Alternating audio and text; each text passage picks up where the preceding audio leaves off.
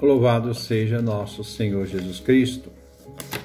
Nós vamos dar continuidade à nossa reflexão sobre São Máximo Confessor, as segundas centúrias do amor e da pura oração, nosso 29º encontro. Vamos trabalhar os capítulos 63 até o capítulo 66. Vamos ouvir o capítulo 63, de São Máximo. Afirma São Máximo: que ninguém o engane, monge. A palavra monge, da língua grega, significa unidade. O ser que procura a perfeição busca essa unidade. Diante de um ser humano que, diante de tantas tentações e de tantas realidades que se apresentam, se esfacelam, se tornam divididos, fragmentados e não conseguem encontrar uma unidade. Então, a busca da perfeição, essa busca da unidade de si mesmo, nessa relação com os outros e relação com Deus. Ser totalmente você mesmo, na sua unidade e não na sua fragmentação, né? A pessoa está sempre dividida. Repito: que ninguém o engane, monge, convencendo de que é possível ser salvo, ao mesmo tempo em que se permanece servil ao prazer e à vanglória. Esta é a primeira parte, primeiro capítulo. Uma exortação de São Máximo para que ninguém possa enganá-lo com argumentos falsos. Não se deve se deixar em ser convencido por realidades que fragmentam o ser humano e não criam unidade. O ser perfeito é aquele que consegue descobrir o sentido da unidade de si mesmo. Não se pode salvar permanecendo de forma servil, escrava, obediente, uma obediência escrava, do prazer e da vanglória. A vanglória, princípio de todo pecado, é a vanglória, a soberba. Nós vamos ver lá no livro de Sirac, isto é, Eclesiástico, o Eclesiástico, capítulo 10, do versículo 13 ao versículo 14, que diz: o pecado é o princípio do orgulho. Quem se entrega a ele espalha abominação. Por isso o Senhor pune a pessoa com castigos incríveis e a destrói completamente. O Senhor derruba o trono dos poderosos e faz os humilhados assentar-se no lugar deles. Isto é, nenhum pecado pode ter início sem a soberba. É a raiz do mal. A soberba vanglória despreza a humildade e não observa os mandamentos de Deus. O ser soberbo atribui todo o bem que possa ter para si mesmo e não a Deus. Então, daí a reflexão da semana passada. A mãe dos vícios é a complacência de si mesmo. O pai é a própria vanglória. O ser humano não pode servir, ser escravo de seu orgulho pessoal e se vangloriar de si mesmo. É uma atitude de profunda soberba. Nem o prazer, que busca uma satisfação pessoal a todo custo, como princípio de uma vida feliz e virtuosa. Hoje chamamos esse prazer desenfreado hedonismo. O prazer não é o mal em si. Deus o permite ordenando a um fim superior, que é um fim bom e honesto. Desejar o prazer sem ter o sentido último e bom em Deus e buscar um fim em si mesmo gera desordem, fragmentação, destruição de si, amando o prazer em excesso. Vamos ver no livro do Tanqueray o que Bossuet, no Tratado da Consciência, nos diz. Vamos pegar no livro de Tanqueray, que diz assim: Os homens ingratos e carnais aproveitam-se deste prazer para aperfeiçoar-se mais ao corpo que a Deus que o fez. O prazer pelo alimento seduz. Em vez de comerem para viver, parece que, como dizem os antigos e mais tarde Santo Agostinho, vivem só para comer. Contudo, há aqueles que sabem moderar o apetite e sentam-se à mesa pela necessidade da natureza. Porém, iludidos pelo prazer e arrastados para além do conveniente, pelos seus atrativos, ultrapassam justos limites. Tudo tem que ter limite. Sem perceber, deixam-se vencer pelo apetite e nunca se dão por inteiramente satisfeitos à necessidade, enquanto comer e beber lhes dão gosto. Nasce assim muitos excessos opostos à temperança. E quer dizer do prazer da volúpia, ainda mais perigoso? Desse chega, profunda e vergonhosa, dessa chaga profunda e vergonhosa da natureza, dessa concupiscência que amarra a alma ao corpo, com os laços tão doces e tão fortes, que tanto custam romper e causam tão espantosas desordens no gênero humano.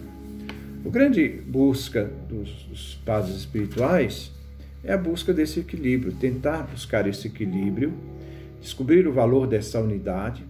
Esse mundo cada vez mais quer fragmentar o ser humano, as pessoas estão tão fragmentadas, né? Se você quiser dominar alguém, divida as pessoas e na divisão elas estão fragilizadas, do que quando elas estão unidas e buscam sentido maior para a sua existência. Vamos ver agora o capítulo 64, né, do Máximo, o Confessor. Do mesmo modo como o corpo peca pelas coisas e que as virtudes o ensinam a se tornar casto, também o intelecto pega pelos pensamentos passionais e as virtudes da alma o ensinam a se tornar casto, vendo as coisas com toda pureza e toda impassibilidade. Então diz, do mesmo modo como o corpo peca pelas coisas, é o apego desordenado, desequilibrado. E a virtude é que ensina, estar aberto sempre à compreensão da virtude. Semana passada nós vimos como é que nós vamos vencer o vício, exercitando as virtudes. Porque ao exercitar a virtude, nós enfraquecemos os vícios. Então, do mesmo modo como o corpo peca pelas coisas, apego desordenado, desequilibrado, e que a virtude ensina o corpo a se tornar casto, então estar atento sempre a esse exercício das virtudes para superar aquilo que quer nos fragmentar, desestruturar, né?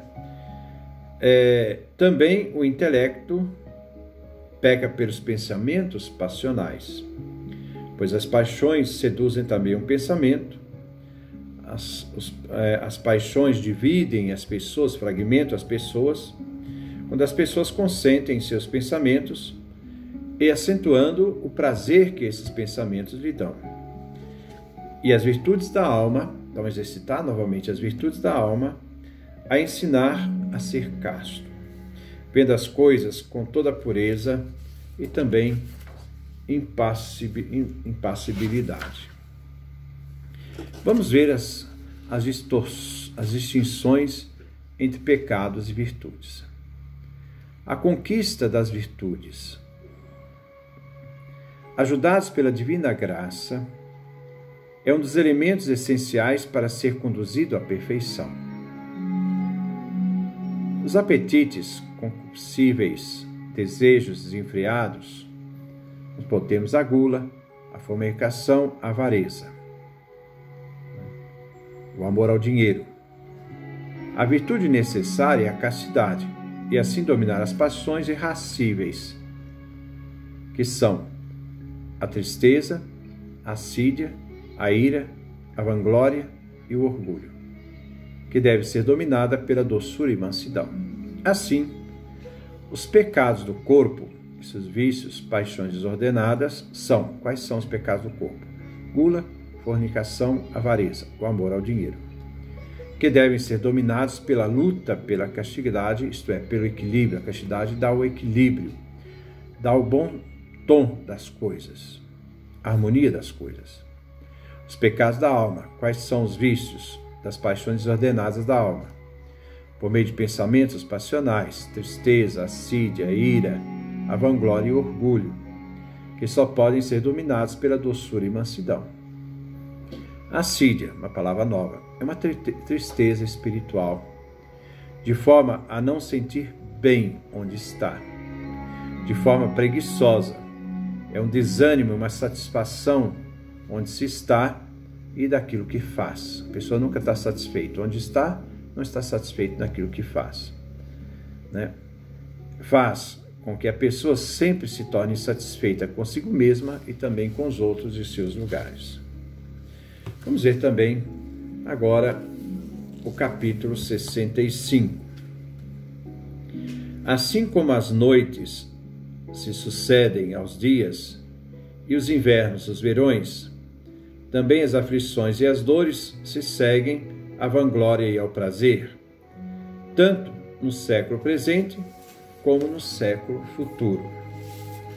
Vejamos então o que nos diz São Máximo. São Máximo aqui faz uma analogia, uma comparação com as noites e dias e as estações. Primeiro, como as noites sucedem os dias, lógico, né? Primeiro tem o dia, depois sucede a noite. Como os invernos sucedem os verões, primeiro tem o verão, depois vem o inverno. Também as aflições sucedem a vanglória e ao prazer. Isto vale para a nossa vida fora, no século presente, quanto no século futuro, na vida eterna. Os históricos diziam: pequenos prazeres, grandes dores. Assim, a vanglória e o prazer são portadores de aflições, tirando a pessoa a paz, a mansidão e a doçura. Manter essa serenidade é fundamental diante do fato. Os problemas existem para serem enfrentados, não para que nós possamos cair diante deles. Esses enfrentamentos dessas dificuldades é que nos amadurece, nos faz crescer, inclusive na perfeição. Então nós não podemos ter medo de enfrentar esses problemas. Vamos ver então agora o capítulo 66. Não é possível que aquele que pecou escape ao juízo final. Se, aqui embaixo, ele não se impuser penas e não seja oprimido pela infelicidade. Não deixe que a tristeza mórbida possa destruí-lo, possa sufocá-lo. O pecado necessariamente atrai juízo final. Não fique isento nenhum pecado do juízo final. Não se fique impune. Para escapar ao juízo final, a pessoa deve colocar penas aos pecados cometidos. As penas significam as penitências. Ela mesma deve fazer sacrifícios, penas aos pecados que cometeu. E não consinta que a infelicidade o oprima, a tristeza o oprima, senão ele cai na assídia. Mas viver na alegria a sua penitência. E não se deixar ser destruído por essa infelicidade que acaba desmotivando a pessoa na sua luta. Penas são sacrifício para reconhecer o erro, são penitências. Fazer a penitência com alegria. Podemos fazer aqui, bem rápido, né, uma reflexão sobre o pecado mortal e o pecado venial. Na primeira carta de São João, capítulo 5, versículo 16 e 17, São João diz. Primeira carta de São João, capítulo 5, versículo 16. Se alguém vê o seu irmão cometer um pecado que não leva à morte, isto é, um pecado venial, que ele reze, Deus dará a vida a este irmão. Isto acontece quando o pecado cometido não leva à morte, isto é, venial.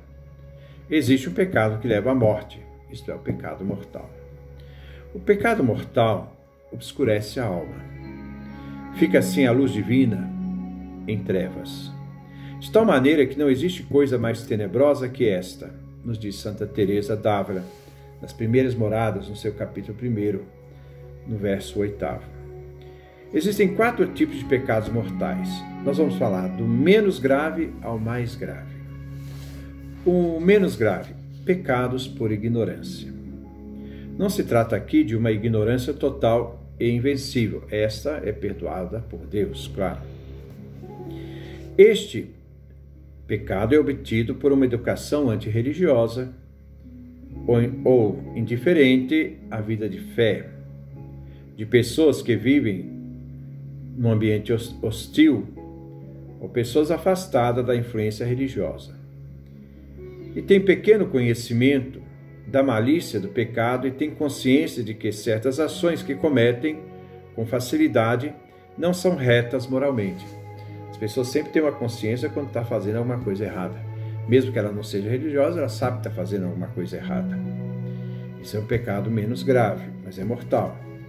Existem certos condicionamentos, mas sem ter certa consciência de que se deve ou não deve fazer. Então, nós devemos sempre ter essa consciência de que se a nossa consciência nos acusa, ali tem alguma coisa que nós devemos pensar, uma questão ética. Segundo, então, menos grave, pecados por ignorância. Segundo, pecados por fragilidade, né? Também é menos grave, mas pecado por ignorância é muito menos. Depois, um pouco mais grave, por fragilidade. Aqueles que, embora instruídos na fé, mas não se afastam das suas desordens por simples ignorância ou desconhecimento de seus deveres. Não peca por frieza e maldade calculada, não. São frágeis, de poucas energias, né? De pouca vontade, inclinados aos prazeres indisciplinados, lamentam suas quedas, até admiram as pessoas boas, queriam ser como eles, mas lhes falta coragem, energia, que é assídia. São mais culpáveis que os primeiros, né, que pecam por ignorância. O terceiro, já bem grave, mais grave que o segundo e o primeiro. Os pecados por frieza e indiferença. A pessoa tem consciência do mal, não porque querem o mal pelo mal, mas não querem renunciar a seus prazeres, não se preocupam com sua conduta, se é pecado ou não diante de Deus. Pecam por frieza e indiferença, sem remorso. A conversão deles é difícil, não aceitam os bons conselhos, não aceitam ser confrontados, vão endurecendo o coração e obscurecendo cada vez mais a alma. Quarto, os pecados de obstinação e malícia. Esse é o mais grave. O culpável de todos possui fina malícia e obstinação. O pecado mais habitual é a blasfêmia, pronunciada contra Deus. Trata-se de uma vingança contra Deus. Está disposto a toda espécie de crimes e desordens. Esta é a escala dos pecados mortais. Os pecados veniais estão situados na linha do mal moral. Se deve ter atenção, porque existem 3 classes de pecado venial. Primeiro, por seu próprio gênero. Quando se possui uma leve desordem e desvio, por exemplo, uma pequena mentira, mas se não for tratado, se for retratado, e a pessoa acostumar a mentir, ela pode chegar num pecado maior. Terceiro, por pequenez, por mesquinhez. Aqueles que são proibidos, mas embora o material seja ínfimo, implica em erro. Por exemplo, o roubo de uma pequena moeda, tirar algo pequeno de alguém, roubar uma fruta. O problema não é o fato. Esse fato é um pecado venial, mas se não for tratado logo, ele pode se tornar, então, uma coisa grave. Terceiro, pela imperfeição do ato. Quando falta a plena advertência ou pleno consentimento. Exemplo, os conhecimentos maus e os desejos maus. A pessoa saber distinguir o que é mal e certo e fazer o certo. Jesus só nos ensinou a fazer o certo. A multiplicação dos pecados veniais não muda em espécie, né? Então, 1000 pecados veniais não equivale jamais a um pecado mortal. Mas um pecado venial pode se converter no pecado mortal. Quando? Por consciência errônea ou consciência duvidosa sobre a maldade de uma ação que se executa temerariamente. Se deve esclarecer a consciência para que se descubra o que a pessoa realmente está fazendo. Ela tem que fazer essa realidade, ter lucidez naquilo que faz. Segundo, por seu fim gravemente mau, como alguém que injuria levemente o próximo, a fim de que ele blasfeme, induzindo o outro a pecar.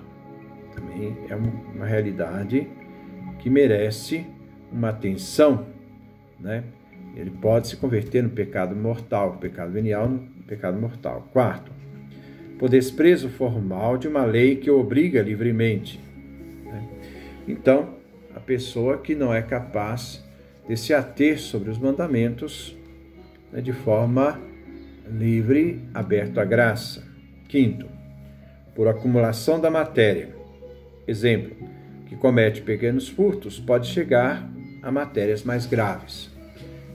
O que injuria, o que dá fake, o que produz mentiras para destruir, para manipular a consciência dos outros, chega um certo momento, ela já se tornou um pecado mortal, porque ela desagrega, ela destrói não só a dignidade da pessoa, mas também a estabilidade da verdade, que é comprometida pela mentira. Então, na próxima semana, nós vamos dar continuidade no capítulo 67 em diante. Que Deus nos dê a sua graça, a sua bênção, a sua face resplandeça sobre nós.